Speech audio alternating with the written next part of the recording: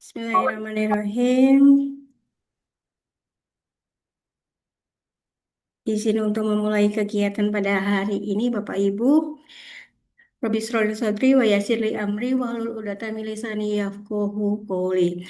Organisasi Riset Elektronika dan Informatika Badan Riset dan Inovasi Nasional melalui Pusat Riset Elektronika PRE, Kelompok Riset Sistem Elektronika Tertanam, menyelenggarakan webinar sistem yaitu Sharing Ilmiah, Sains dan Teknologi Elektronika serta Manfaatnya tahun 2025 volume ke-6 dengan judul Peran embedded system dalam menjamin keamanan dan reliabilitas sistem kontrol kritis. Sebelum mulai akan saya buka dengan pantun terlebih dahulu. Pagi nan sejuk, indah berseri, mentari pagi bersinar terang.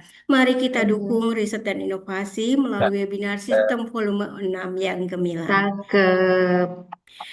Siang terik matahari bersinar, panasnya sungguh menyengat di badan. Selamat datang para peserta webinar. Semoga akan bertambah wawasan dan meningkatkan keahlian. Cakep. Yang terhormat Kepala Pusat Riset Elektronika Badan Riset dan Inovasi Nasional, Bapak Profesor Yusuf Nur Wijayanto PSG. Selamat siang dan Assalamualaikum kepada narasumber webinar Pre-System pada hari ini. Yang pertama yaitu Bapak Muhammad Husni Santiaji SI, MTM, SPSG. Beliau adalah dosen dari Ilmu Komputer dan Elektronika Fakultas MIPA Universitas Gadjah Mada. Yang kedua Bapak Dr. Yanto STMT. Beliau adalah peneliti ahli muda pada Pusat Riset Elektronika Badan Riset dan Inovasi Nasional. Yang kami hormati pula moderator webinar sistem pada hari ini yaitu Bapak Dr. Bernardus Herdi Stirenden MSI. Beliau adalah peneliti ahli media pada Pusat Riset Elektronika selaku juga Ketua Kelompok Riset Sistem Elektronika Tertanam, beserta tim keris yang telah menginisiasi diselenggarakannya webinar ini. Juga Bapak Ibu dan semua rekan-rekan periset dari periset PR Elektronika yang tidak bisa kami sebutkan satu persatu. Sivitas Brin, peneliti, dosen, mahasiswa, praktisi, serta pihak-pihak yang tertarik khususnya dalam bidang elektronika, juga kawan Brin semua peserta webinar sistem yang hadir dan menyimak acara ini. Selamat siang, salam sehat, dan salam sejahtera untuk kita semua. Pertama-tama kami mengucapkan selamat datang kepada Bapak Ibu, rekan-rekan, dan peserta hadirin webinar sistem tahun 2025, volume ke-6 dari Pusat Riset Elektronika Badan Riset dan Inovasi Nasional pada hari ini, Senin 29 September 2025. Selanjutnya marilah bersama-sama kita panjatkan puji syukur kehadirat Allah Subhanahu wa taala atas nikmat usia dan kesehatan sehingga pada hari ini kita bisa dipertemukan dan bisa bersilaturahim meskipun secara virtual dalam acara webinar sistem yang pada hari ini akan mengusung tema peran embedded system dalam menjamin keamanan dan reliabilitas sistem kontrol kritis. Salawat dan salam senantiasa tercurahkan pada junjungan kita bersama Nabi besar Muhammad SAW beserta keluarga, sahabat, dan kita umatnya hingga akhir nanti. Bapak Ibu hadirin peserta webinar sistem merupakan rangkaian webinar yang diselenggarakan oleh PR Elektronika BRIN dalam rangka menggali informasi dan berbagi wawasan pengetahuan khususnya terkait dengan bidang teknik elektronika. Dan telah hadir bersama kita dua orang narasumber yaitu dari Fakultas MIPA UGM dan Periset PRI BRIN dengan moderator yang juga berasal dari Periset BRIN. Sebelum melanjutkan acara, perkenalkan saya Erista Catur Puspitasari, Prananta Humas Kawasan BRIN untuk memandu acara dari siang hingga selesai. Sebelum acara kita mulai, izinkan saya untuk membacakan panduan acara pada hari ini.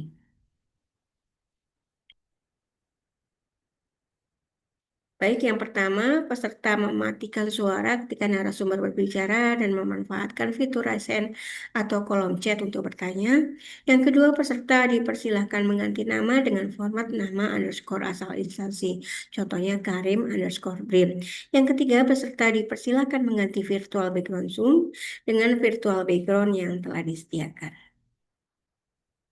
Baik, Bapak, Ibu, dan hadirin yang kami hormati, selanjutnya marilah kita dengarkan bersama lagu kebangsaan Indonesia Raya. Hadirin dimohon mendengarkan dengan khidmat dalam sikap sempurna.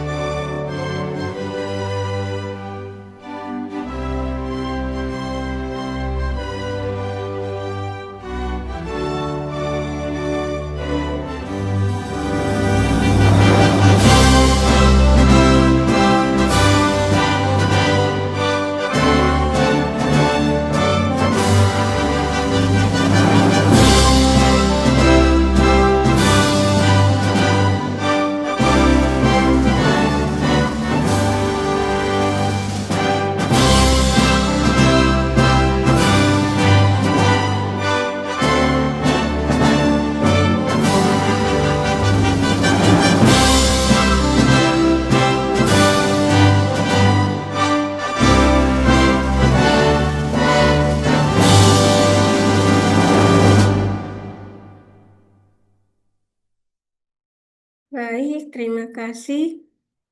Baik, Bapak Ibu, peserta dan hadirin kami hormati, mengawali acara kita pada hari ini yaitu sambutan dan pengantar dari Kepala Pusat Riset Elektronika, sekaligus berkenan kiranya Bapak berkenan membuka acara webinar sistem pada hari ini.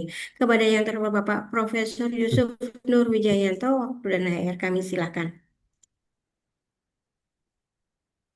Catatan cinta saya dari segala orang sebagai orang tua saya sudah jadwal orang yang saya bagi sih para saya sempat tiba-tiba sebagai sini baik dari IF udah jelas pemahaman bersih saya sendiri dari IF ya beliau yang saya tidak saya dapatkan juga masuk ke Pianto dan bersesuaian jadi juga ada beberapa aspek dan teman-teman yang tadi di sini para partisipant sudah ada di sini yang saya banggakan langsung kemudian sebelum saya soal lagi berbicara satu kan di awal saya mau barusan kami mendapatkan apa kita lagi ibu kita salah satu kakak saya beberapa di itu dan bahas kita juga ya baru saja waktu bisa acara itu tidak lagi dan semua itu hanya bagi teman-teman untuk perbaikan di tinggalnya dan apa dari Pak Ardi dan Pak masih masih khusus banyak yang di sistem yang kita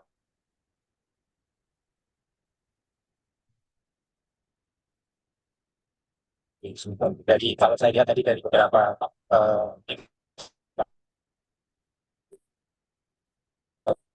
berbicara perpustakaan kemudian bagaimana ada prioritas sistem elektronika dan nanti bagaimana melakukannya itu di Indonesia sistem dan dari sisi lain menyatakan cara bagaimana implementasinya hasilnya untuk singkir dan untuk medical basis.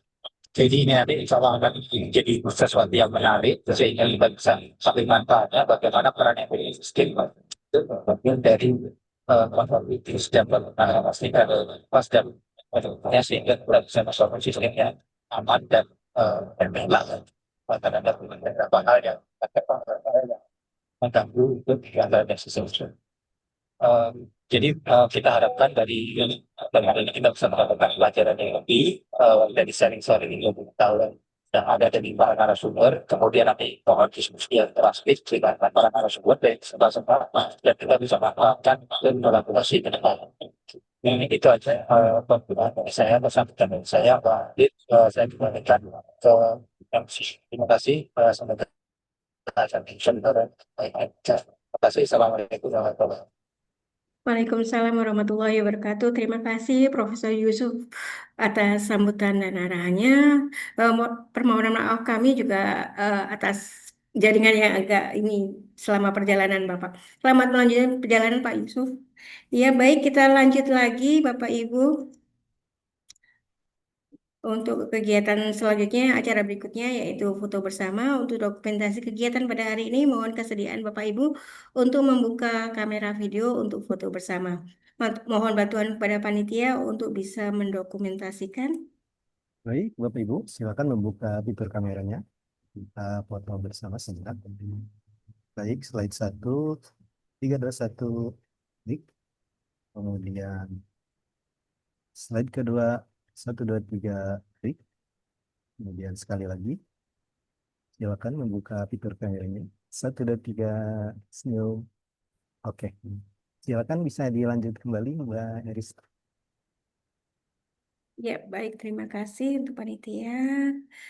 Baik, Bapak, Ibu, dan peserta webinar, sebagai informasi, nanti pada saat acara berlangsung, kami akan membagikan link daftar hadir pada kolom chat Zoom ataupun YouTube. Bapak, Ibu bisa mengisinya untuk dapat memperoleh e-sertifikat. Untuk diskusi atau tanya jawab akan dilakukan setelah presentasi dari masing-masing narasumber usai. Memasuki acara inti kita yaitu pemaparan materi dan diskusi. Saya undang bersama kita bersama moderator webinar PRE System pada hari ini yaitu Bapak Dr. Bernardus Herdi Sirenden MSI. Beliau adalah peneliti ahli media pada Pusat Riset Elektronika. Selamat siang Pak Ben, Pak Dr. Ben. Selamat siang, Bu Arista. Ya, mudah-mudahan selalu dalam kondisi sehat walafiat dan siap memandu acara pada hari ini ya Bapak ya. Ya, siap. Terima kasih. Sebelum memulai acara, ada baiknya saya bacakan panduan sesi diskusi pada hari ini. Baik, yang pertama yaitu peserta dapat mengajukan pertanyaan dengan menggunakan fitur Raise Hand. Yang kedua, peserta juga dapat mengajukan pertanyaan di kolom chat Zoom. Yang ketiga, moderator akan menentukan atau mempersilahkan peserta dan pertanyaan untuk dijawab. Selanjutnya, sebelum memulai acara, izinkan saya membacakan CV dari Bapak Moderator. Moderator kita nama lengkapnya yaitu Dr. Bernardus Herdi Sirenden, MSI. Beliau adalah peneliti ahli media pada Pusat Riset Elektronika. Next. Untuk riwayat pendidikan beliau yaitu S1 Fisika di Universitas Indonesia tahun 1997 sampai dengan 2002. Kemudian S2 Fisika juga Fisika Instrumentasi di Universitas Indonesia tahun 2012 sampai dengan 2014 dan S3 ditempuh di bidang ilmu komputer Universitas Indonesia 2019 sampai 2023. Untuk pengalaman riset dan pengalaman kerja dan pengalaman riset yaitu sebagai peneliti di Pusat Riset Kalibrasi Instrumentasi dan Metrologi Lembaga Ilmu Pengetahuan Indonesia tahun 2005 sampai dengan 2015. Kemudian sebagai peneliti juga di Pusat Penelitian Meteorologi LIPI 2016 sampai dengan 2018. Peneliti juga di Pusat Penelitian Fisika LIPI tahun 2019 sampai dengan 2021. Kemudian untuk pengalaman mengajar di bidang elektronika dan menggambar teknik di Institut Teknologi Sumatera tahun 2023, kemudian aktif membimbing mahasiswa tugas akhir dalam bidang elektronika, sensor, dan sistem kendali tahun 2016 sampai dengan 2022, kemudian penelitian terkini dari beliau yaitu tahun 2019 sampai dengan 2024 adalah pengembangan sistem navigasi platform bergerak detektor bawah air berbasis FPGA. Tanpa berbanyak kata, kami persilakan waktu dan layar kepada Pak Benny. Silakan Bapak. Baik, terima kasih Bu Arista. Selamat siang, Profesor Yusuf Nur Wijayanto, Kepala Pusat Riset Elektronika, kemudian Dr. Muhammad Husni Santriaji sebagai pembicara pertama dan Dr. Yanto sebagai pembicara kedua, para panitia dan peserta webinar pada hari ini. Baik, pada kali ini kita akan menyaksikan dua presentasi menarik yang berkaitan dengan peran embedded system dalam menjamin keamanan dan reliabilitas sistem kontrol kritis. Baik, untuk mempersingkat waktu kita panggil narasumber pertama, Bapak Dr. Muhammad Husni Santriaji. Sudah hadir Pak? Baik. Sudah. Ya, baik. Beliau adalah dosen di Departemen Elektronika dan Komputer ya Pak? Iya, ilmu komputer dan elektronika. Oh ya, di UGM ya Pak? Iya, iya. Ya, beliau akan membawakan topik mengenai safety and reliability in AI-driven critical electronic system. Berikut riwayat pendidikan beliau, sarjana sains elektronika dan instrumentasi dari UGM 2012, magister teknik elektro ITB 2016, Master of Science ya, Physical Science University of Chicago 2020, doktor di bidang ilmu komputer University of Chicago 2022, pengalaman kerja dan riset intern Algom National Laboratory 2020, pengembangan model deep learning ya untuk edge computing, kemudian postdoctoral research University of Central Florida 2022 sampai 2004, asisten profesor di Departemen Ilmu Komputer dan Elektronika UGM 2024 sampai sekarang. Bidang ajarnya adalah keamanan cyber dan arsitektur komputer dan aktif dalam proyek riset internasional termasuk US Research Collaboration in Open Digital Technology. Pemimpin dan anggota beberapa proyek riset nasional termasuk desain rangkaian elektronika untuk siklotron 30 mega MF dan pengembangan motherboard laptop merah putih. Baik, untuk waktu dan layar kami persilakan Pak. Silakan.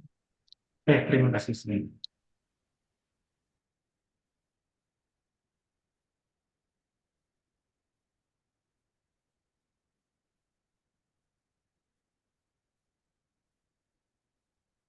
Assalamualaikum warahmatullahi wabarakatuh.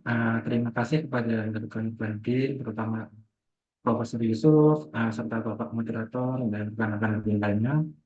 Izinkan saya Aji akan menyampaikan presentasi tentang safety and reliability in AI-driven critical electronic system. Sedikit perkenalan, nama saya Aji, sekarang bekerja sebagai asisten profesor atau mungkin lektor ya di sini di Departemen Ilmu Komputer dan Elektronika UGM. Sebelumnya sempat juga sebagai postdoc di University of Central Florida, lalu juga saya dapat isi dari University of Chicago. Lalu riset saya termasuk dalam komputer arsitektur, cyber security, IoT Edge, dan elektronik lainnya. Permisi sebelumnya saya briefing agar menggunakan bahasa Inggris ya. Jadi saya akan coba pakai bahasa Inggris dan saya juga mempersiapkan bahasa Inggris. Silakan Pak, kalau bisa bahasa Inggris lebih baik Pak. Oh ya. Jadi what do we mean by reliability and safety? So in this talk we will talk about the reliability and then also safety. So what is the reliability? Reliability is when the system operates correctly and consistently over time. And what is safety? Safety when the failures happen, hazards are avoided or minimized. Jadi kalau reliable itu kalau sistemnya itu bekerja dengan benar dan konsisten. Kalau safety, kalau misalnya ada fail, ada suatu kegagalan, enggak ada yang terluka atau kerugian itu dapat diminimalisir. And both are essential in electronics use for critical applications. And then the thing is, we want to talk not only about the reliability in the electronic system, but we talk mostly about in this talk is about the AI-driven critical electronics. So in traditional electronic system, functionality and correctness are the primary metrics.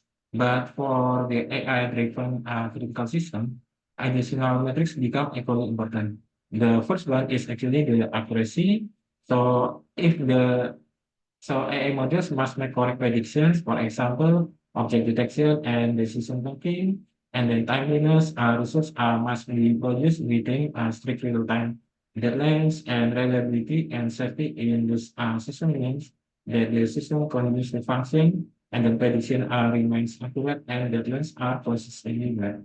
Jadi ada hal yang berbeda kalau misalnya kita mau ngomong tentang safety di sistem yang biasa dengan safety di sistem AI yang kritikal. Jadi kalau safety di sistem AI yang kritikal itu kita selain tentang functionality dan correctness dari outputnya, kita juga harus tahu bahwa ada beberapa matriks lain yang juga sangat penting. Yang pertama yaitu akurasi, yang kedua itu timelines. Jadi akurasi itu mungkin kita tahu kalau misalnya AI itu ada persen-persenannya berapa akurat AI model itu, dan juga timelines ini lebih ke lebih ke real-time system.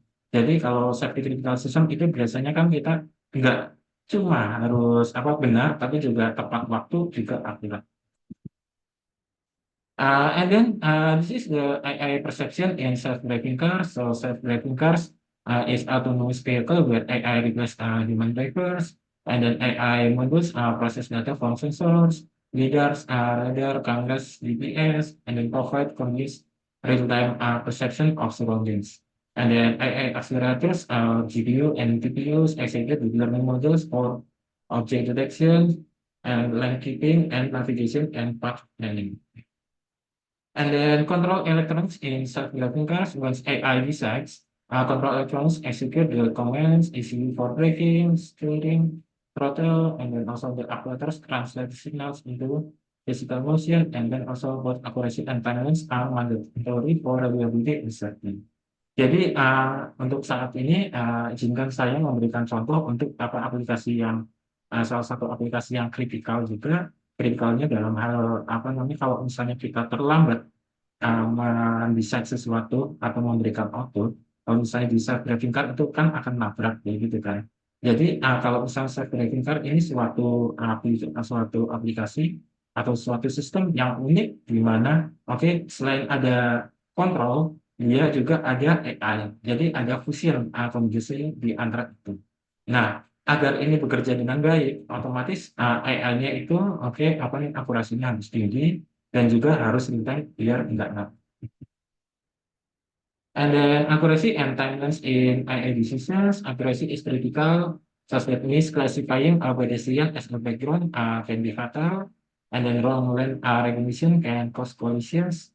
And timeliness is equally important. The decision must be made within the time of milliseconds. And then delays can make the correctness decision useless. And then AI perceptions errors or slow response will become unsafe driving behavior. And then from recurrence to challenge, we establish that the accuracy and timelines are non-negotiable in self-driving car or any critical system. But modern AI systems are run on complex electronics, accelerators, ECU, and memory. These systems are vulnerable to hardware level faults, which might silently corrupt computations. Examples are memory bit flips, where if even a single corrupted bit can reduce AI accuracy dramatically.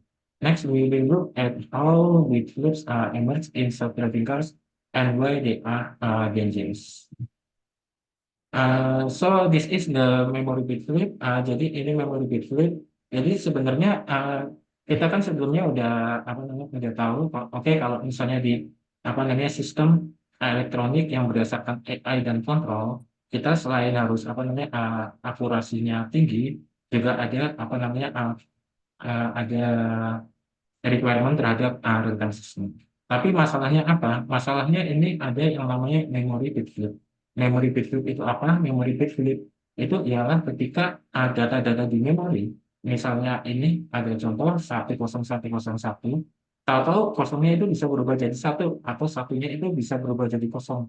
Nah, itu kenapa? Karena bisa karena 3 hal. Satu, pertama itu karena voltage-nya itu tidak stabil, misalnya voltage-nya itu tahu-tahu mendadak turun, atau 2 itu karena panas, yang ketiga itu karena cosmic radiation.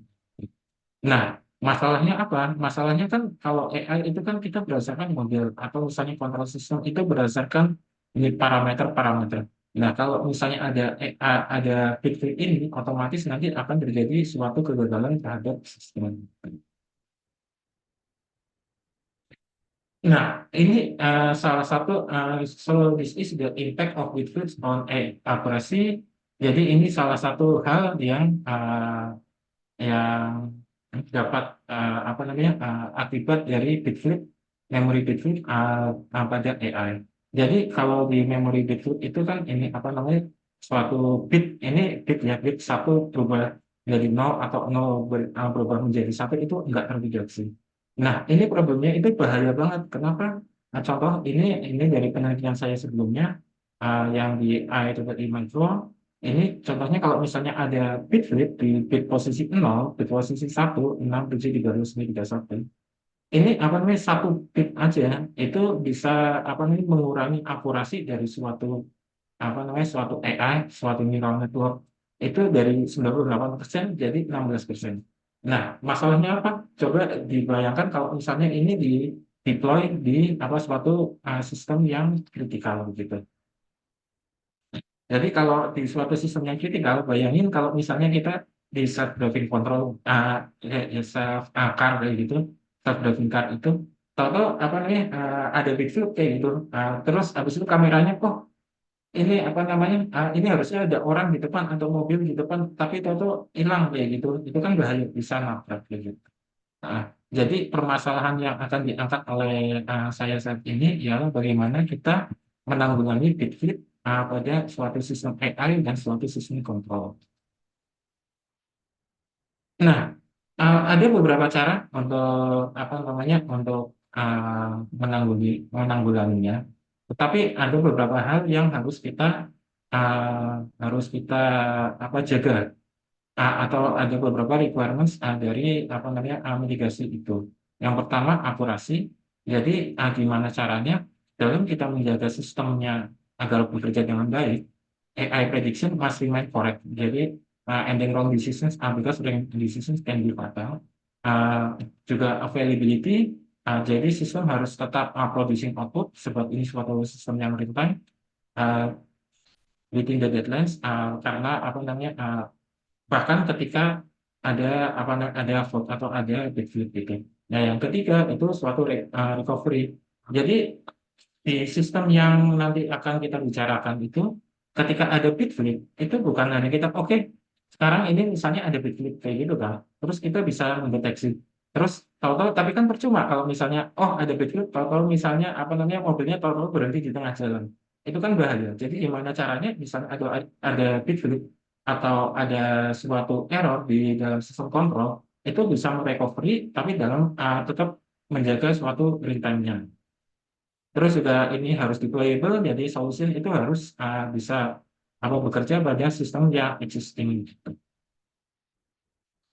Terus nanti akan saya bahas tentang mitigasi-mitigasinya, apakah mitigasi atau prior works-nya sudah dapat sudah ada requirement tersebut. Nah, ini salah satu mitigasi yang ada bagaimana caranya kita agar menjaga reliability dan safety terhadap bit flip atau reliability dan safety di sistem elektronika secara umum. Yang pertama ialah triple modular redundancy. Jadi triple modular redundancy itu apa? Jadi kalau misalnya kita punya suatu sistem elektronika, kita itu tinggal di triple aja kayak gitu. Jadi kita itu ada punya 3 redundancy, kita punya 2 cadangan lagi. Jadi kalau modul 1 rusak, oke, kita masih ada modul 2 dan modul 3 kayak gitu. Terus habis itu outputnya itu tinggal di vote aja kayak gitu. Jadi jadi walaupun ada 1 rusak kayak gitu, kita punya modul 2 dan modul 3. Jadi kita bisa kita bisa tetap dapat output yang diinginkan. Tapi ini strength-nya atau kekuatannya apa? Ini highly available. Jadi available terus. Jadi kalau walaupun misalnya 1 rusak kayak gitu masih bisa tetap jalan. Juga ini bisa melakukan recovery. Misalnya kalau misalnya ini kan yang bit flip itu kan yang diserang memori, begitu, atau di dalam RAM kayak gitu. Jadi kalau misalnya modul 1 rusak, ini kita dapat copy aja dari modul 2 atau copy aja dari modul 3. Jadi bisa recovery secara penuh gitu. Tapi kelemahannya otomatis ini overhead-nya tinggi dalam hal komputasional dan memori. Sebab apa? Sebab kita harus 3 kali melakukan sesuatu gitu. Nah, kalau dalam sistem AI, kalau misalnya kita resource-nya terbatas, terus kita harus bagi 3, otomatis akurasinya juga drop kayak gitu. Contohnya ini di paper yang saya itu pada data sifat itu akurasinya drop dari 75% jadi 67%.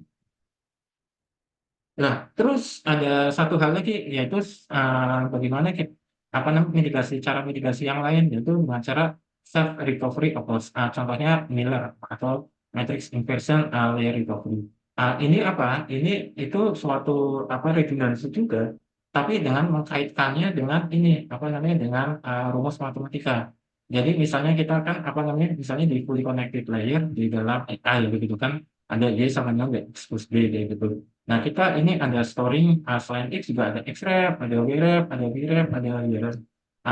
Artinya apa? Artinya kita itu menyiapkan suatu cadangan kayak gitu. Jadi kalau misalnya W-nya berubah, kita tinggal ngecek aja kayak gitu. Jadi kayak kalau misalnya W itu dimasukin ke perhitungan yang X-ref kayak gitu, apakah hasilnya masih sama? Kalau beda berarti ada suatu kesalahan.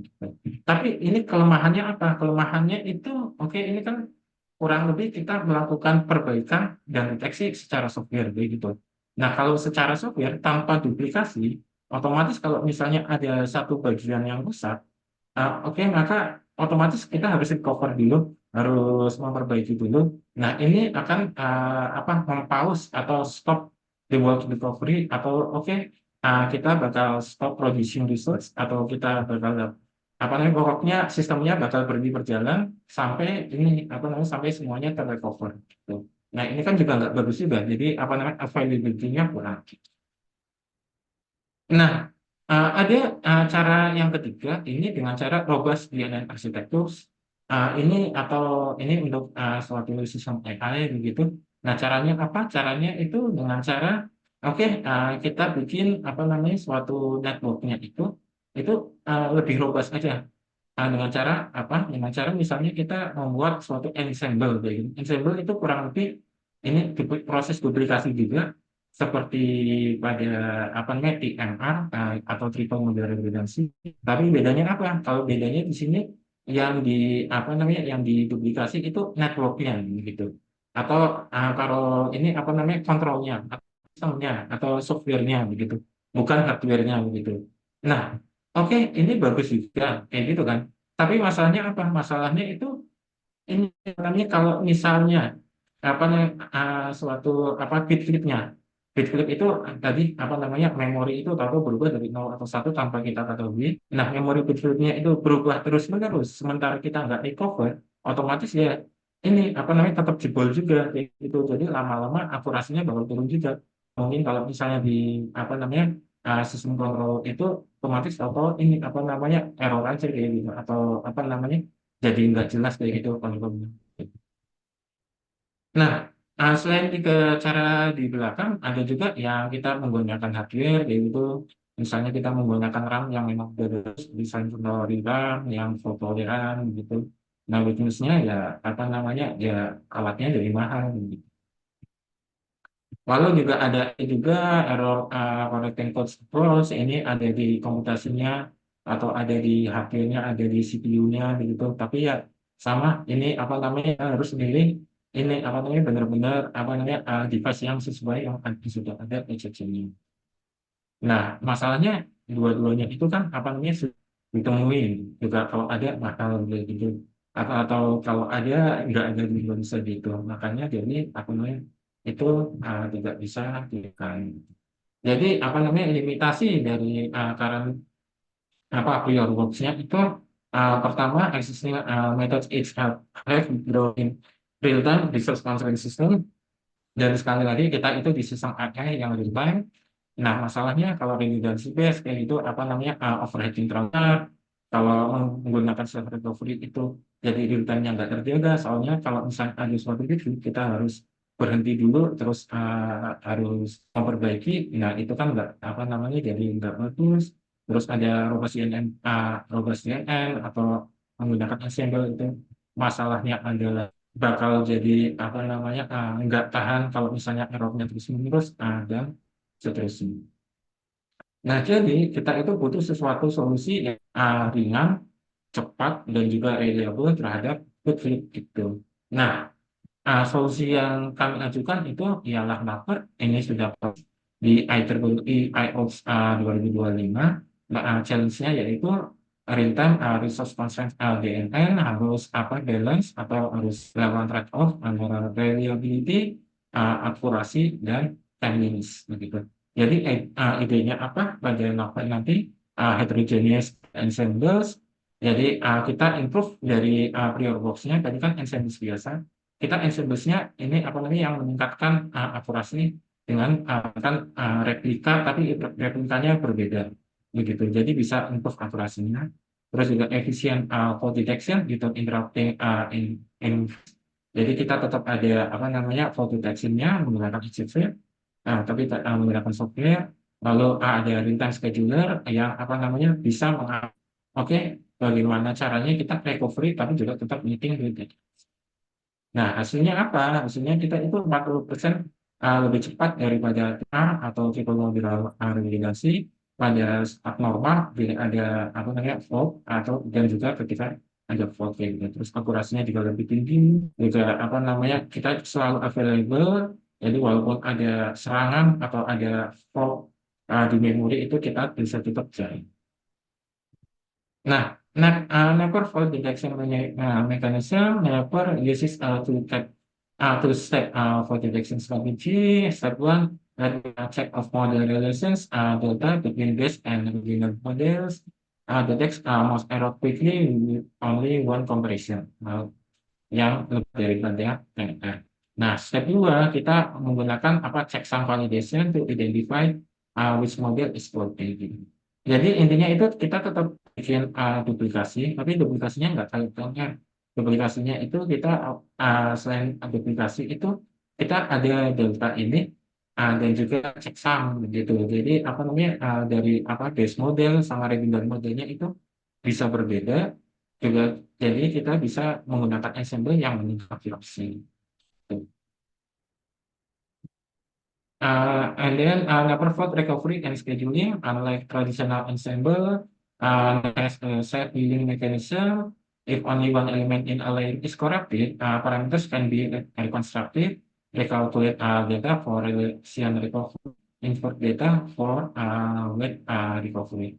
Jadi pada intinya itu ini tadi kan kita ada redundansi. Ketika ada redundansi itu kita ada di sebelah kanan itu ada model 1 dan model 2.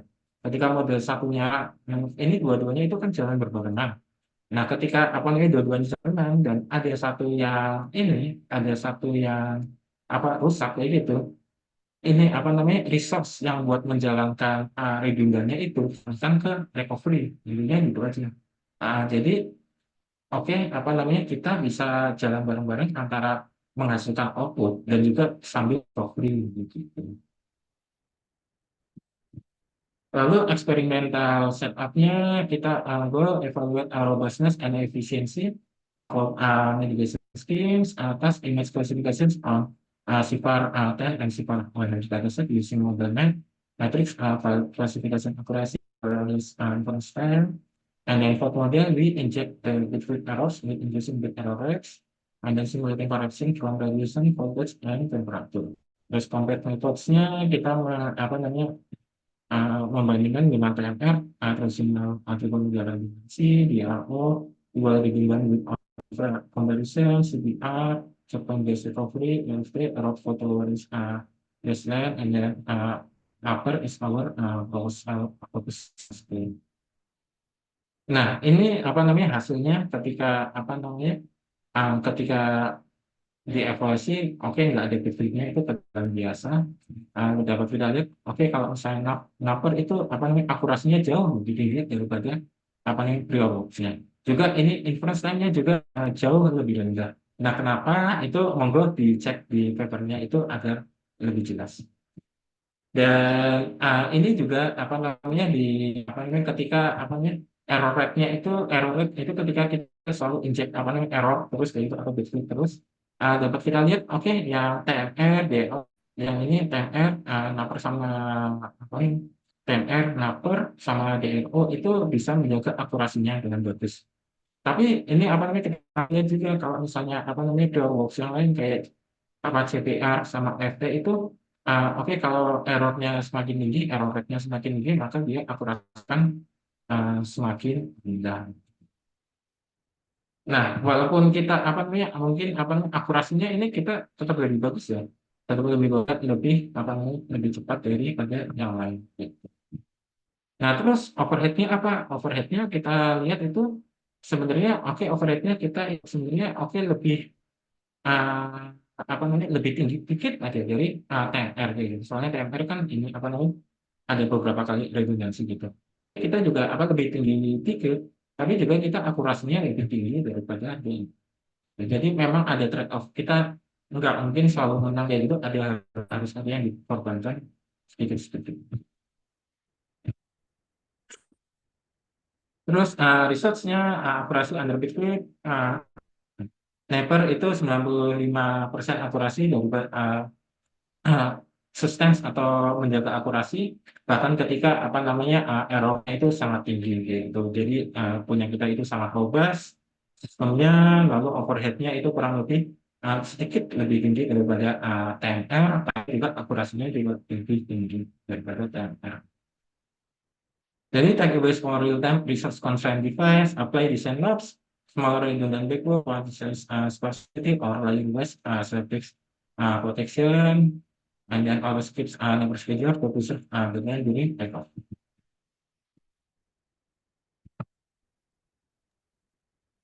Baik, terima kasih Pak Aji. Ya, sekarang kita masuk ke sesi tanya jawab, baik dari forum. Apakah ada yang ingin bertanya? Silakan bertanya langsung.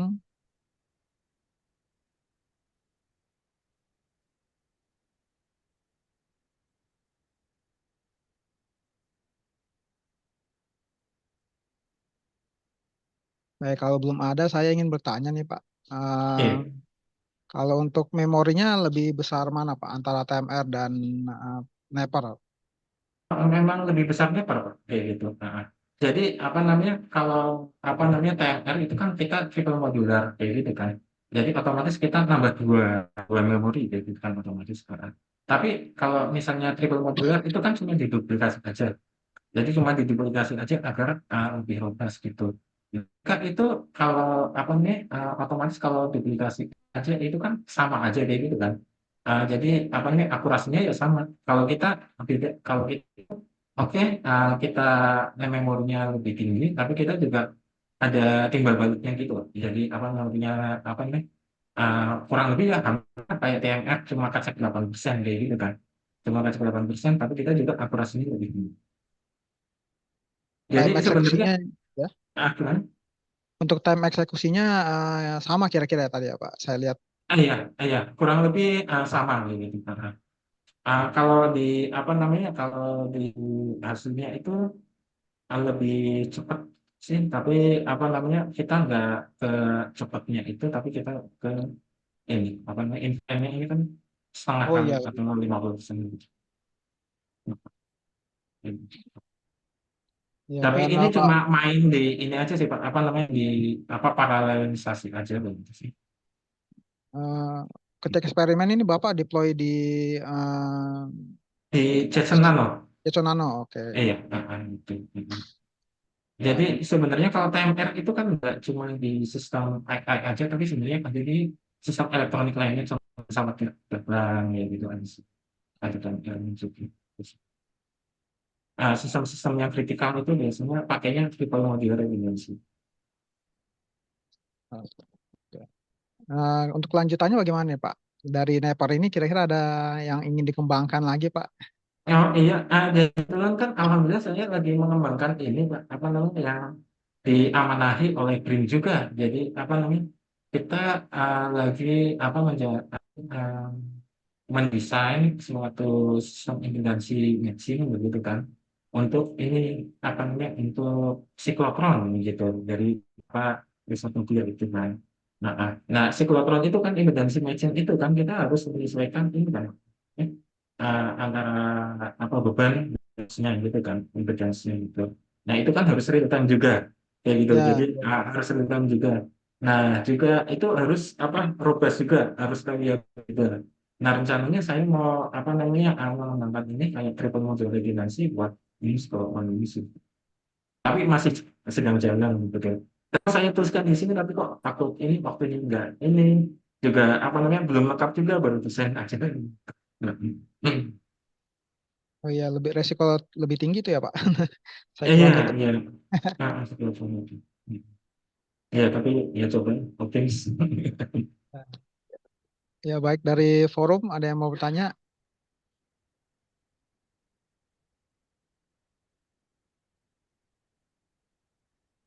Ya bila tidak ada pertanyaan maka sebelum Pak Aji meninggalkan layar nih ada sedikit cindera mata dari panitia yang diwakili oleh Bu Rini.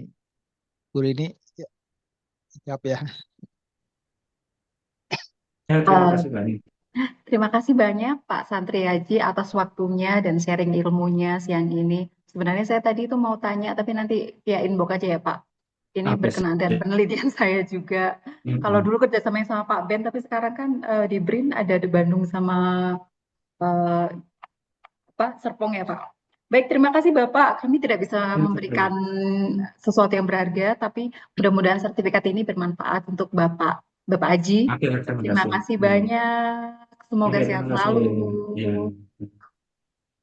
Ya, terima kasih Pak Haji. Presentasinya menarik. Baik, selanjutnya kita panggil presenter kedua, Pak Dr. Yanto. Udah hadir ya Pak?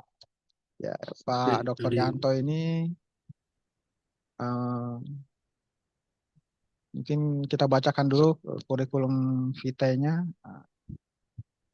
Ya, Pak Dr. Yanto ini adalah PKS ahli muda di kelompok riset kami. Ini terutama di bidang robot yang berkaitan dengan medis gitu, surgical. Riwayat pendidikan beliau S1 Teknik Elektro dari UGM 2004, S2 Teknik Elektro dari UI 2012, S3 Teknik Elektro dari STAI ITB 2019, pengalaman kerja sebagai mainline leader PT LG Innotek 2005 sebagai Quality Control Assurance, staf Rekayasa BPT 2005 sampai 2001, dan staf Rekayasa BRIN 2021 sampai sekarang. Fokus penelitian di robotika, sistem kendali IoT, artificial intelligence, sistem tertanam, dan FPGA. Baik, untuk waktu dan layar, kami persilakan untuk Pak Rianto selama 30 menit ya Pak, ya, maksimum. mohon izin share screen. Ya, silakan Pak.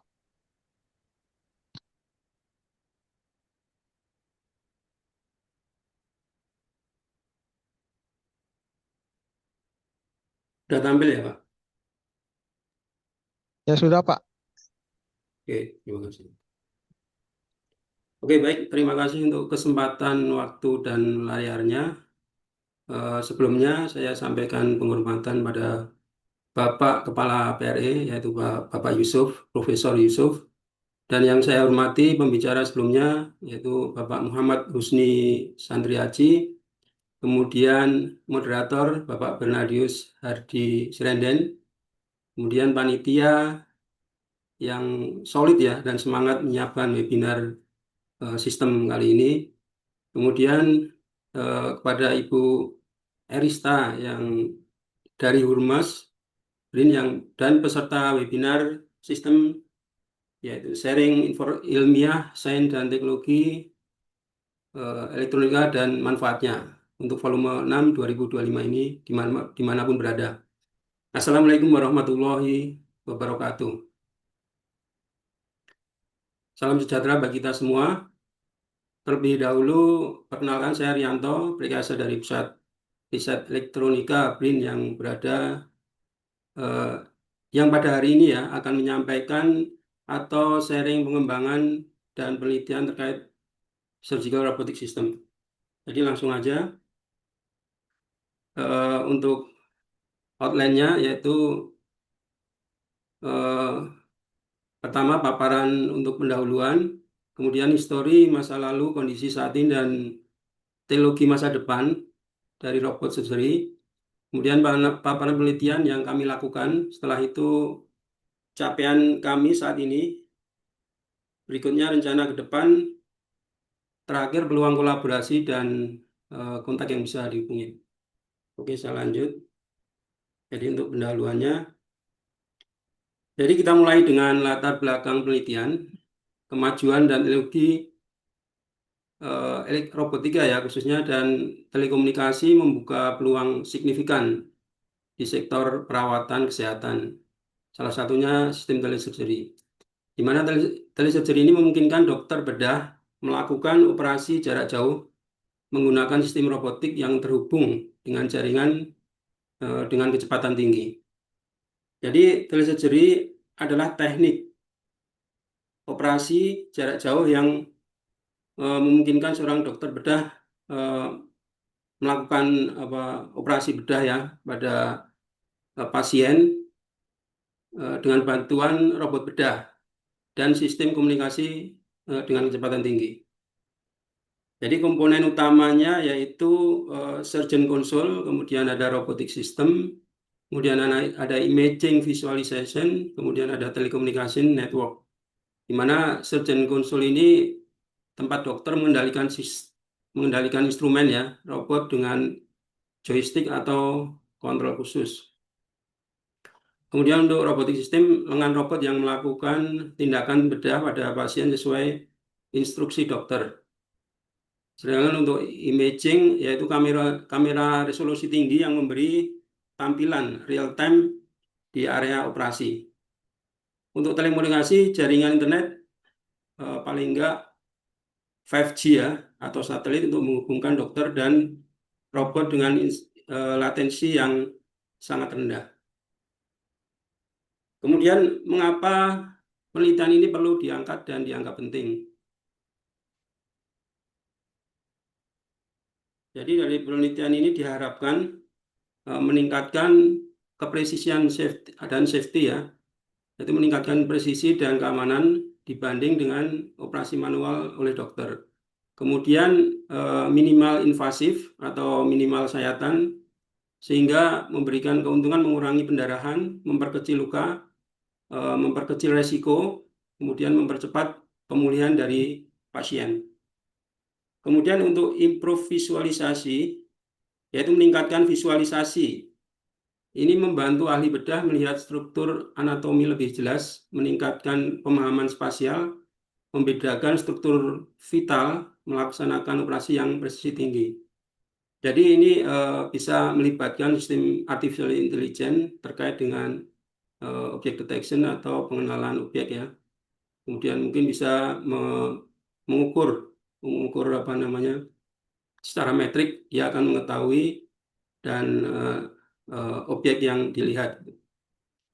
Kemudian terkait enhanced dexterity atau meningkatkan ketangkasan atau keluasan dan kepresisian. Jadi gerakan tangan dokter itu dokter bedah maksudnya melebihi keterbatasan anatomi manusia. Jadi gerakannya dari robotik ini. Kemudian reduce vertigo atau solusi batas kelelahan dokter. Jadi mengurangi kelelahan fisik dan mental dokter bedah dalam saat operasi. Pada saat mengoperasi dalam kurun waktu yang relatif panjang ya, sehingga membuat dokter itu bisa kelelahan, sehingga ini salah satu solusi untuk dilakukan. Kemudian yang terpenting di sini adalah dan sekaligus menjadi fokus penelitian, yaitu reduce lag and latency. Lag dan latensi sangat krusial karena berkaitan dengan keterlambatan sinyal antara dokter bedah dan robot. Latensi ini merupakan waktu tunda atau delay sejak perintah dokter kirim dari surgeon console hingga robot mengeksekusi, atau sejak kamera mengirim gambar hingga dokter melihat dari layar. Kemudian untuk lag merupakan efek nyata yang dirasakan dokter akibat latensi. Oke, next. Jadi di sini saya juga paparkan ada 8 manfaat yang diperoleh menggunakan sistem bedah ini, robot bedah ini. Yang pertama, small scales atau sayatan yang minimal. Kemudian yang kedua, waktu rawat inap yang lebih singkat ya. Kemudian yang ketiga, resiko efek samping yang lebih rendah. Kemudian yang keempat, waktu recovery yang lebih singkat. Yang kelima, mengurangi rasa sakit. Berikutnya, tidak membutuhkan donor darah. Kemudian mengurangi resiko kehilangan darah lebih cepat, bisa beraktivitas normal.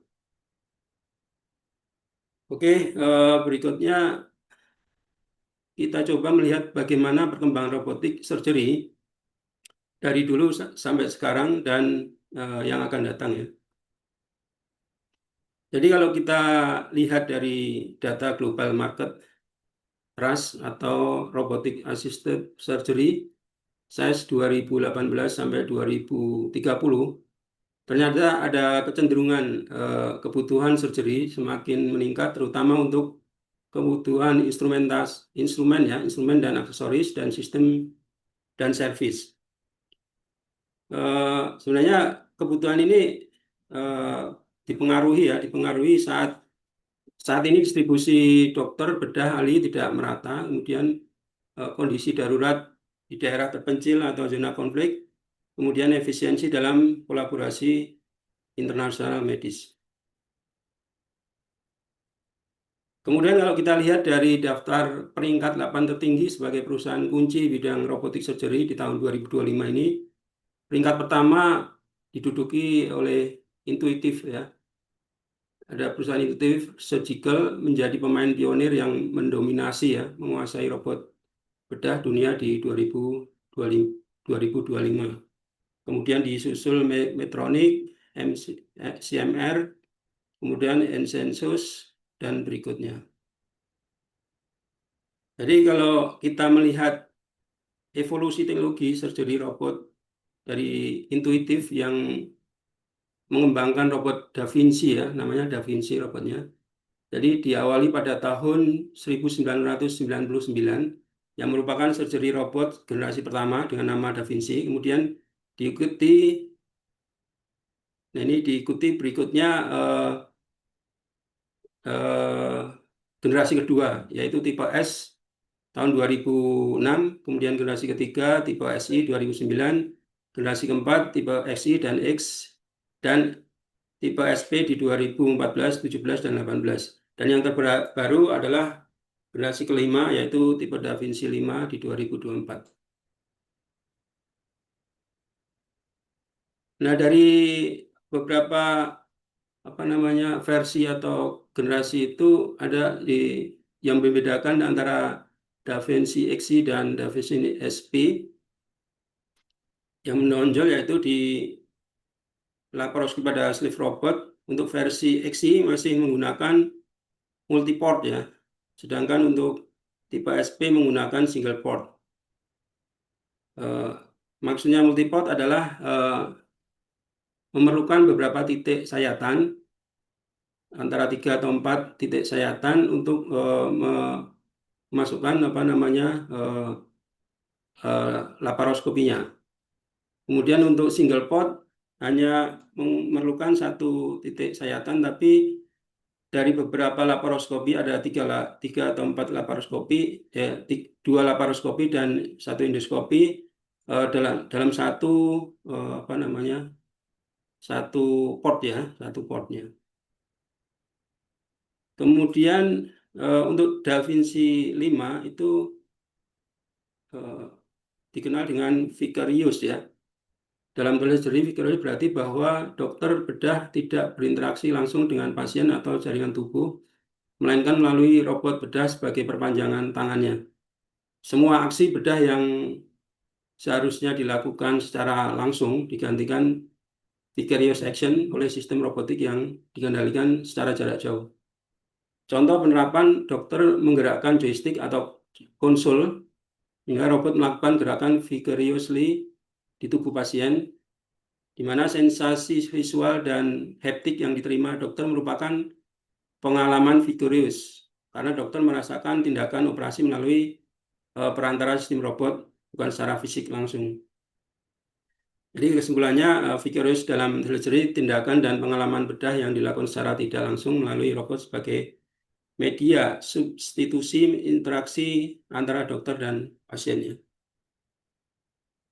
Berikutnya kondisi atau keadaan operasi bedah saat ini ya. Jadi awal mula operasi bedah itu adalah sistem bedah terbuka ya, open surgery, di mana ciri-cirinya yaitu sayatan besar, large incision, kemudian menyebabkan cedera, injury, rasa sakit atau pain, dan komplikasi, di mana pemulihannya akan lebih lama. Pasien membutuhkan berminggu-minggu di rumah sakit dan berbulan-bulan menahan sakit. Kemudian biaya perawatan tinggi, komplikasi dari incision ini sekitar 15-20%. Sedangkan yang berikutnya satu langkah lebih maju ya, yaitu menggunakan minimally invasive surgery. Ini bisa menggunakan manual atau robotik ya. Jadi menggunakan laparoskopi yang langsung melalui sayatan tersebut. Kelebihannya yaitu sayatan kecil, kemudian lebih sedikit cedera dibanding operasi terbuka. Kekurangannya membutuhkan banyak sayatan, multiple incision, sedangkan kemampuan operasi lebih terbatas dibanding operasi terbuka. Komplikasi dari insisis hanya sekitar 1,2%, jauh lebih rendah. Kemudian berikutnya ada ini yang satu langkah lebih mundur dibanding sebelumnya, yaitu existing single port. Jadi single port ini malah lebih banyak masalah ya yang ada. Justru bisa menyebabkan lebih banyak cedera, kemampuan operasi lebih rendah lagi, area kerja sangat kecil atau tiny prosedur area, gerakan terbatas, limited motion, biaya tinggi, komunikasi dari insisis sekitar 8,4%, walaupun lebih rendah dibanding yang bedah terbuka ya, tapi lebih lebih kurang dari ya lebih bermasalah dibanding yang minimal invasif. Jadi 50% masih menggunakan metode open surgery, artinya adopsi teknologi baru belum maksimal. Kesimpulan utamanya yaitu skema open source ini sangat invasif, banyak komplikasi, lama pulih. Kemudian untuk minimali invasif, lebih baik sayatan kecil, resiko rendah, tapi masih terbatas kemampuannya. Untuk single port robot diharapkan solusi, tapi justru menambah masalah, cedera lebih tinggi, kemampuan terbatas. Kenyataan sebagian besar pasien masih menjalani operasi open surgery karena keterbatasan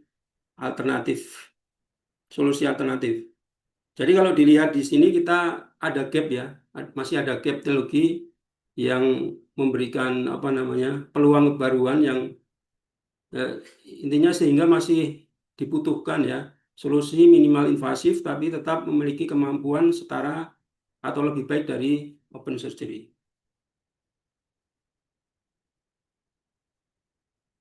Berikutnya dengan sayatan kecil namun memiliki kemampuan kelincahan yang maksimal.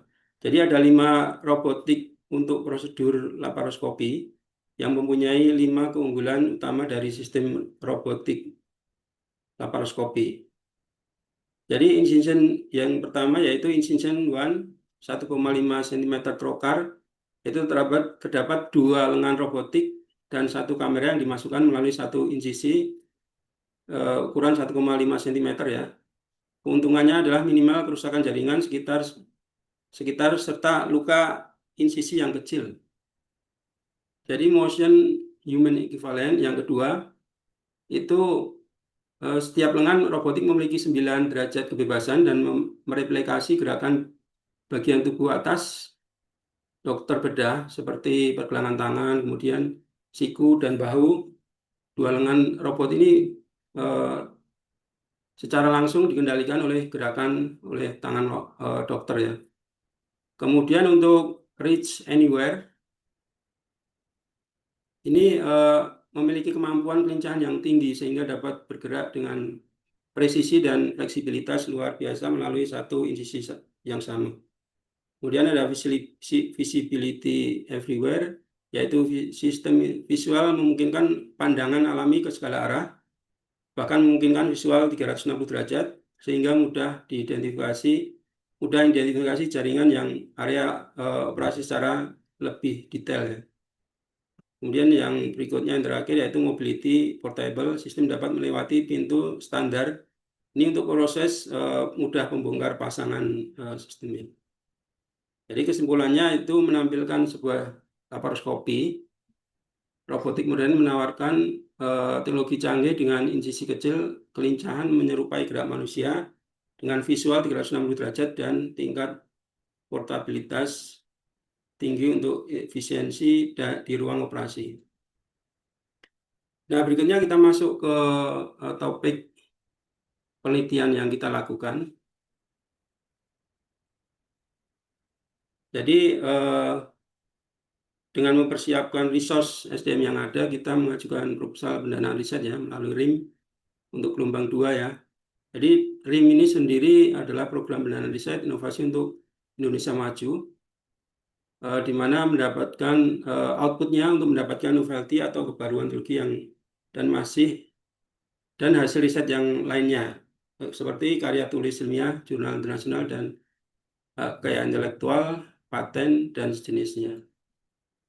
Untuk target output prototype TRL 6 ya. Jadi, nah ini untuk target output penelitian adalah selama sebenarnya 3 tahun tapi ada beberapa waktu yang perlu mundur.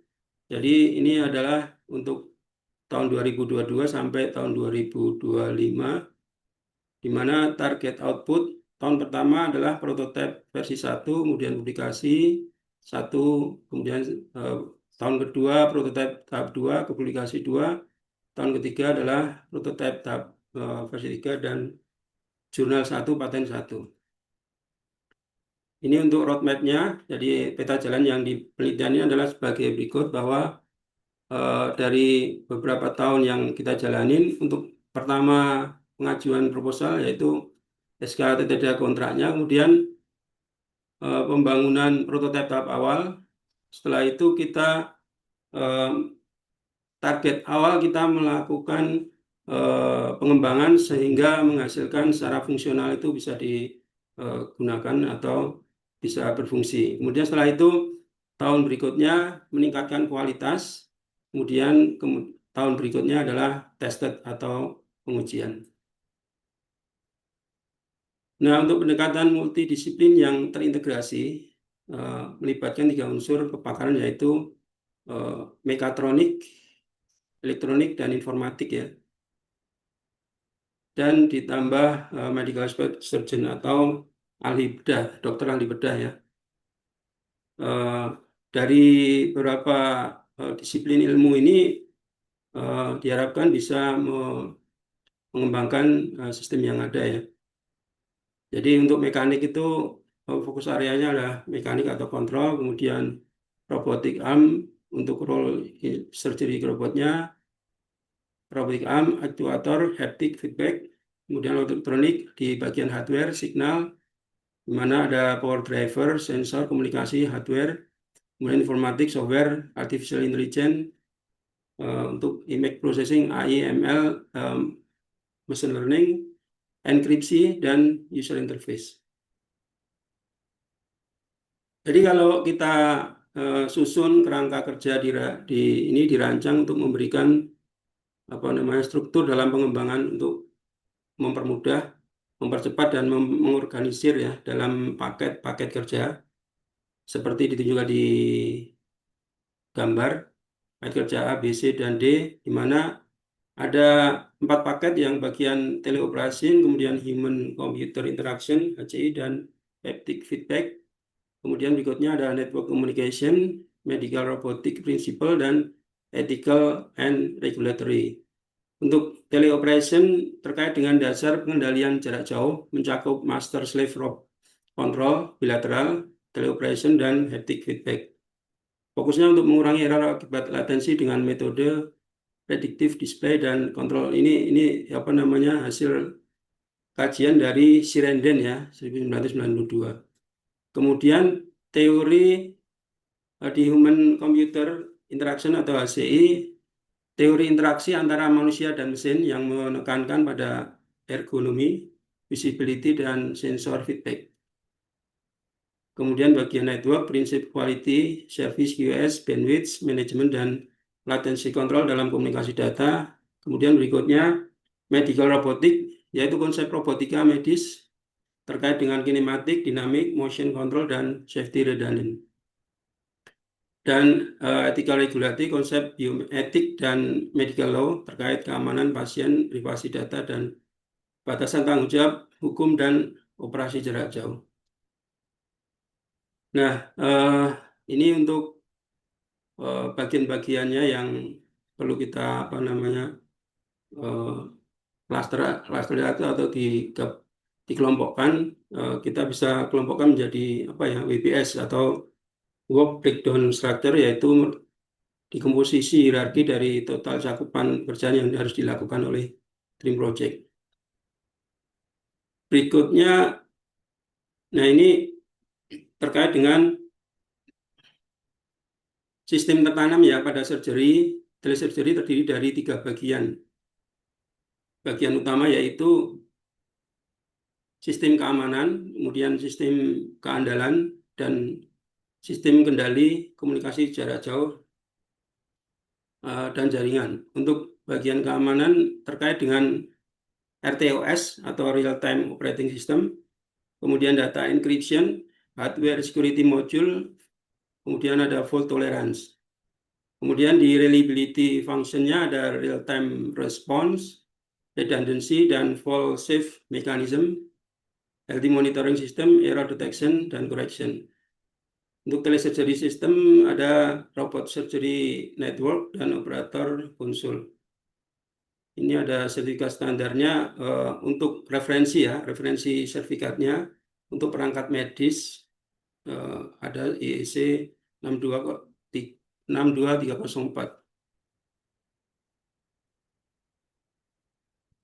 Jadi di embedded system untuk telesurgery ini di bagian sistem keamanan ya, itu lebih mencakup di isolasi fungsi penting, kemudian ada proteksi data dan komunikasi, kemudian keamanan perangkat keras, hardware security module, kemudian deteksi intrusi atau fault tolerant, di mana isolasi fungsi menggunakan real time operating system atau RTOS dengan partitioning agar fungsi kritis ya, misalnya aktuasi motor bedah tetap berjalan meskipun terjadi gangguan pada modul ini.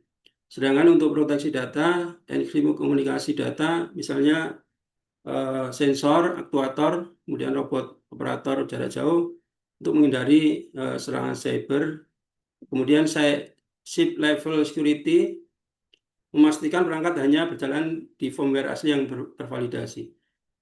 Dan instruksi fault tolerant embedded dilengkapi dengan IDS atau Intrusion Detection System ringan untuk mengenali anomali. Untuk di bagian reliability ini lebih terkait dengan stabil, konsisten, dan fail safe ya. Ada real time response, kemudian redundancy, dan file safe mechanism, health monitoring system, dan error detection correction. Oke, nah untuk mencapai kegiatan ini kita perlu KPI ya untuk key performance indikatornya, untuk mengetahui indikator yang ingin dicapai ya. Kalau di sistem jaringan komunikasi kita memerlukan latensi end to end, yaitu waktu total transmit data dokter ke robot, dan sebaliknya yaitu targetnya kurang dari 200 mikrosecond untuk operasi visual. Sedangkan untuk operasi visual kurang dari 10 mikrosecond untuk haptic feedback. Yang visual kurang dari 200 dan 10 kurang dari 10 untuk haptic feedback. Kemudian jitter, variasi delay antar paket harus minimal agar kontrol stabil. Paket loss, kehilangan paket data mempengaruhi kestabilan video, audio, dan kontrol robot. Kemudian drop output with bandwidth. Jadi kapasitas data yang dapat dikirim misalnya untuk video resolusi tinggi diperlukan lebih dari 10 mega Mbps ya, yang stabil. Kemudian reliability, availability, keadaan koneksi, uptime jaringan, toleransi terhadap error. Kemudian bagian robotic system, KPI, position akurasi, ketepatan gerakan robot mengikuti instruksi operator, control stability, tidak ada osilasi atau delay signifikan pada aktuator. Kemudian haptic feedback, fidelity, ketepatan, dan real-time respon gaya sentuhan balik. Kemudian task completion time adalah lama waktu yang dibutuhkan untuk penyelesaian prosedur tertentu. Kemudian error rate, jumlah kesalahan teknis atau malfungsi sistem selama operasi. Dan yang ketiga terkait dengan uji klinis pasien ya. Untuk safety ya harus zero critical failure, tidak ada insiden yang membahayakan pasien. Kemudian surgical precision, presisi pemotongan jahitan, tingkat keberhasilan operasi, kemudian recovery outcome yaitu waktu pemulihan pasien, komplikasi secara pasca operasi, dan user satisfaction baik dari sisi dokter maupun dari pasien. Jadi kalau bisa Mohon maaf Pak Rianto, waktunya sisa 5 menit lagi. Oh ya, ini kalau dirumuskan untuk KPI ini seperti di tabel, nanti bisa kita baca lagi. Nah, apa yang kita lakukan di penelitian? Jadi kita membangun sebuah sistem konsul yang tipe kita ya, kemudian ada sistem teleoperasi, kemudian pasien chart, di mana di blok diagram ada di bagian sistem konsul kita bangun HCI, yaitu dengan signal menggunakan sinyal kontrol, di mana ada haptic Jadi ada bagian untuk pengontrolnya, kemudian ada bagian untuk displaynya. Jadi dikirim melalui jaringan komunikasi dan bisa dipantau melalui user interface, kemudian dikirim ke sistem medical robotik secara tele. Jadi kita menggunakan ESP32 ya untuk sistem pengirimannya, sistem MQTT dan IoT-nya.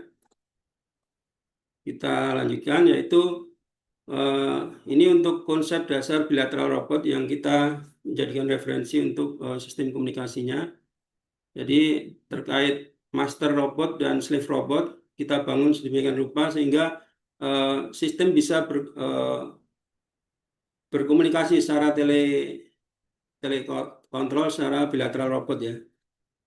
Berikutnya ini untuk main arsitekturnya. Jadi ada bagian master dan slave console. Untuk master console ada pedal, ada manipulator untuk haptiknya, kemudian ada display-nya di bagian ruang surgeon ya, surgeon atau pengoperasi, kemudian dikirim melalui master control dan sensing module melalui sistem jaringan internet, kemudian diterima oleh bagian slave control dan sensing module, kemudian untuk menggerakkan manipulator kanan kiri dan endoskopi. Jadi ada dual laparoskopi dan endoskopi. Nah ini untuk grafiknya,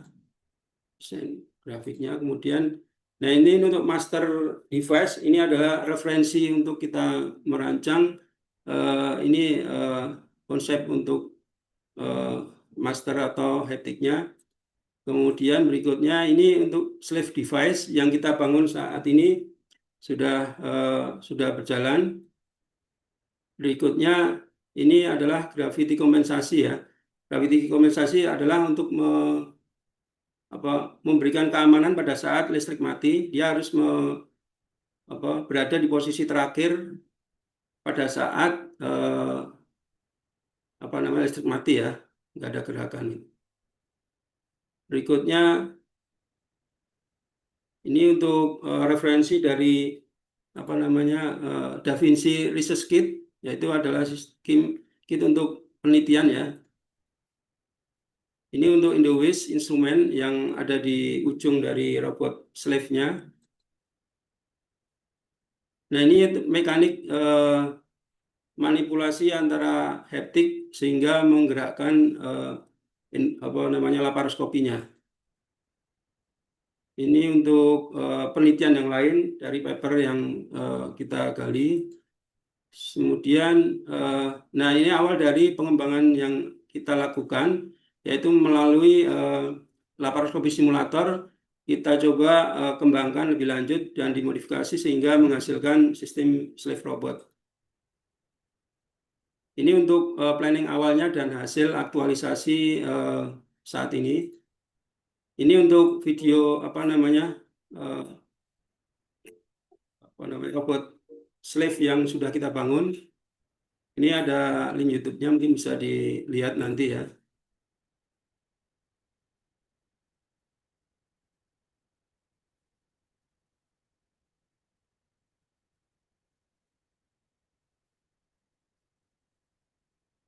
Oke, untuk berikutnya ini untuk bagian master atau pengontrol. Ini udah dicoba dengan menggunakan motor BLDC, kemudian mengirim sinyal untuk menggerakkan secara tele ya, atau sistem jaringan melewati master controlnya. Nah ini untuk problem statement yang menjadi fokus penelitian kita untuk berikutnya. Jadi sebelum saya tutup, saya coba kutip pepatah Afrika dan dikenal juga oleh John F. Kennedy.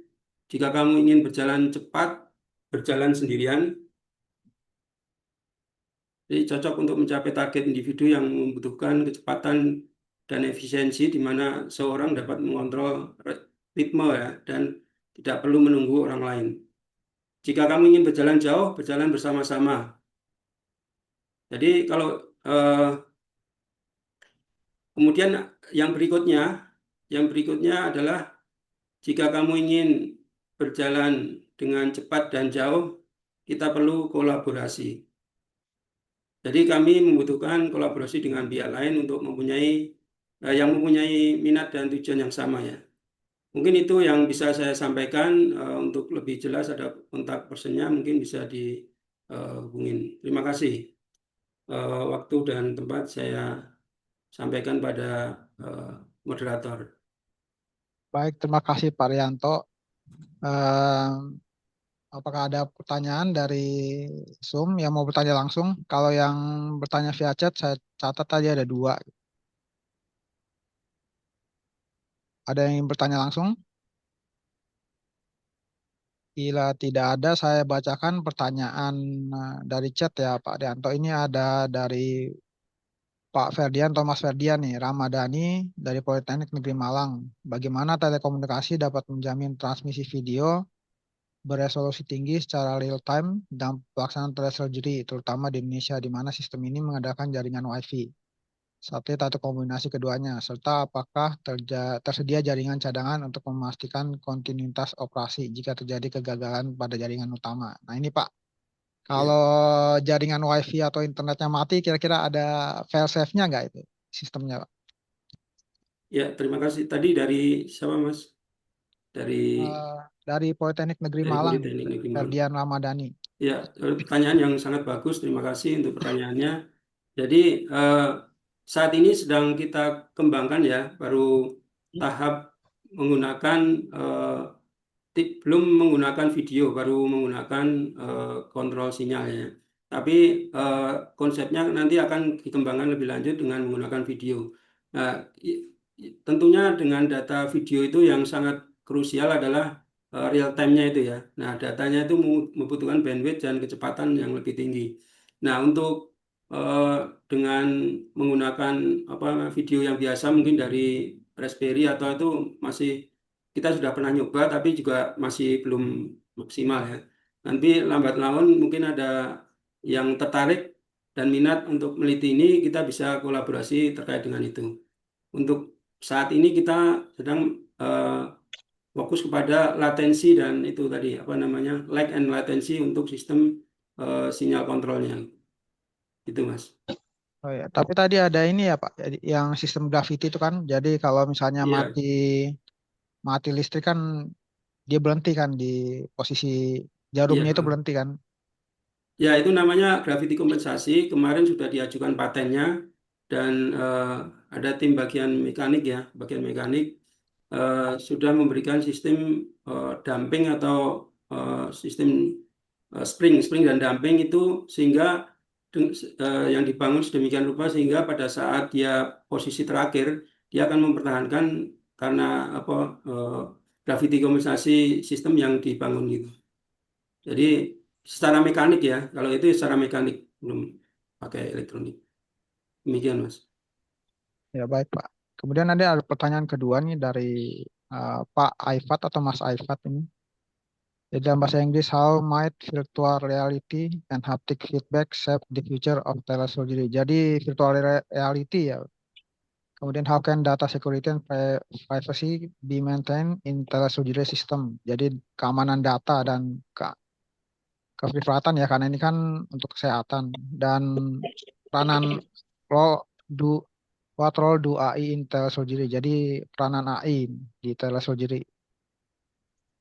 Oke, sebenarnya ini kita masuk ke penelitian berikutnya, penelitian tahun ketiga ya, terkait dengan visual dari segi salah satunya menggunakan virtual reality. Ya, kemarin sudah kita konsepkan dengan menggunakan VR dan kita manfaatkan VR tersebut untuk sistem visualnya dari dokter gitu.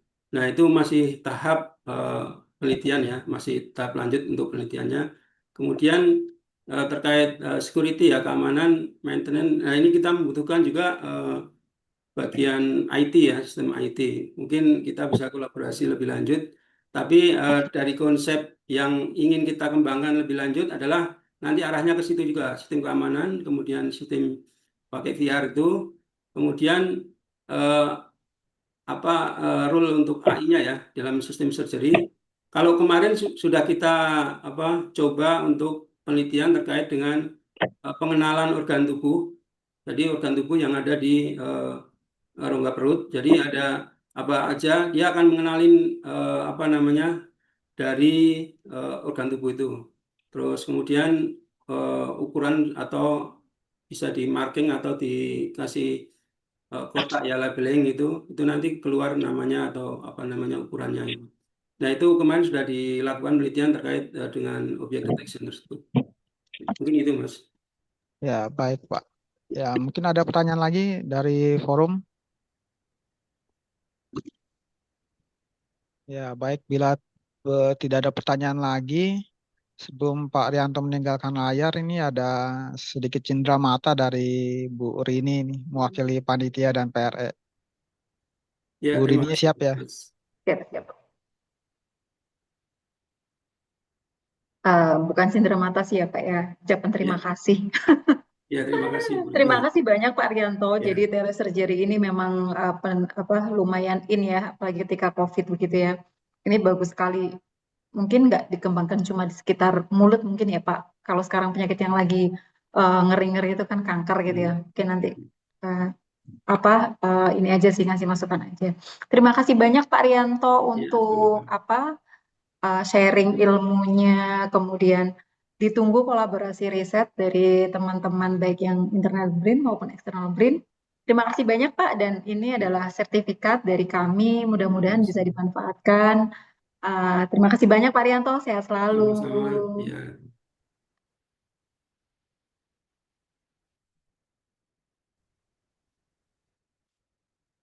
Baik, terima kasih kepada kedua pembicara, Dr. Muhammad Husni Santriaji dan Dr. Rianto. Sebelum kita menutup dua sesi ini, kita dapat melihat ya bagaimana sistem kontrol kritis pada sistem elektronika atau robotika.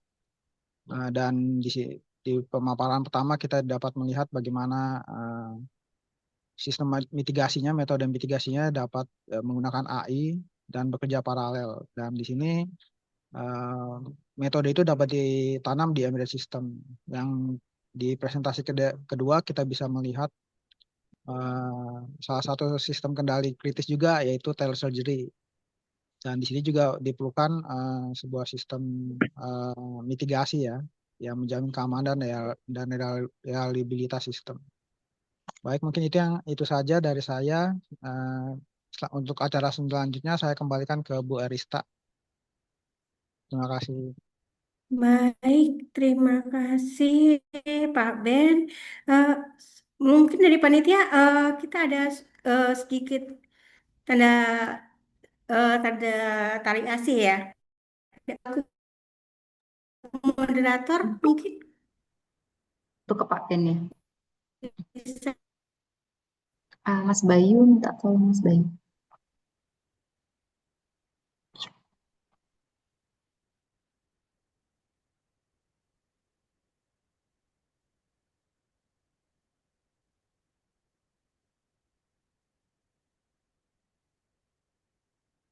Sertifikatnya. Ya, Mas Bayu. Siap. Oke. Silakan Ibu Rini mau menyampaikan sesuatu. Baik, terima kasih banyak Pak Ben sudah meluangkan waktunya sebagai moderator untuk acara webinar sistem kita volume 6 ini. Mudah-mudahan kelompok riset embedded ya Pak di Ben ya, kalau tempat Pak Ben ya, terus berjaya dan bisa semakin mengembangkan risetnya ke depannya. Terima kasih banyak Pak Ben atas waktunya dan terima kasih sudah memandu acara sistem ini dari awal sampai akhir. Saya kembalikan lagi ke Bu Arista. Terima kasih. Terima kasih Ibu. Baik, terima kasih Bapak Ibu semuanya. Terima kasih untuk moderator yang sudah memandu acara pada hari ini. Terima kasih juga untuk narasumber dan audien yang telah hadir pada kesempatan hari ini. Izin untuk menutup kegiatan pada hari ini. Demikian tadi rangkaian acara webinar sistem volume ke-6 dari Pusat Riset Elektronika pada hari ini dengan tema peran embedded system dalam menjamin keamanan dan reliabilitas sistem kontrol kritis.